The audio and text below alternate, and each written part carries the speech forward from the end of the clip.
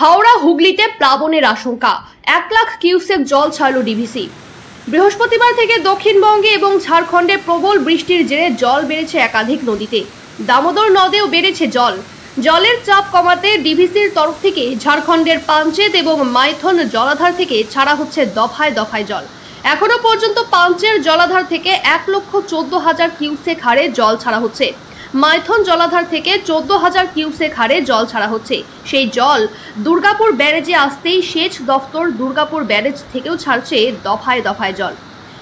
রবিবার সকাল থেকে প্রায় 93,000 কিউসেক হারে ছাড়া হচ্ছে জল। এই জল ছাড়ার ফলে হাওড়া, হুগলি, পূর্ব বর্ধমান, বাঁকুড়া এবং পশ্চিম বর্ধমানের কাকসার বেশ কিছু অংশ প্লাবনের আশঙ্কা দেখা দিয়েছে। রাজ্যের মুখ্যমন্ত্রী মমতা বন্দ্যোপাধ্যায়ের মুখ্য উপদেষ্টা আলাপন বন্দ্যোপাধ্যায় আশঙ্কা প্রকাশ করে বলেন, 1 লাখ কিউসেক জল ছাড়ার সিদ্ধান্ত নিয়েছে ডিভিসি। রাজ্যকে না জানিয়েই জল ছাড়ছে ডিভিসি, ফলে দক্ষিণবঙ্গে জনজীবনে চরম প্রভাব পড়তে চলেছে। বন্যা পরিস্থিতি তৈরি হতে পারে, তবে পরিস্থিতির দিকে নজরদারি চালাচ্ছে রাজ্য সরকার।